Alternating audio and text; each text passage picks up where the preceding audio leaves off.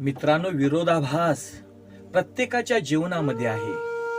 पहा ना, धृतराष्ट्र सर्वोच्च पदावरती आरूढ आहे, पण तो आंधळा आहे. संजय कनिष्ठ पदावरती आहे, परंतु त्याला दिव्य दृष्टी आहे. अर्जुन पूर्ण पुरुषोत्तम आहे, परंतु त्याला नपुसक बनावं लागलं. भीम खादाड आहे, त्याला आचारी बनावं लागलं. भगवान श्रीकृष्ण प्रत्यक्ष परब्रह्म आहेत, परंतु जन्म कारावासामध्ये घ्यावा लागला.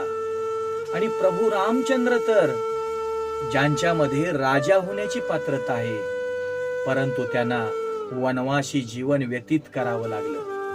मित्रांनो, विरोधाभास प्रत्येकाच्या जीवनामध्ये आहे. तो ज्याला पचवता आला ना, तोच जीवनामध्ये यशस्वी झाला. जय जय रामकृष्ण.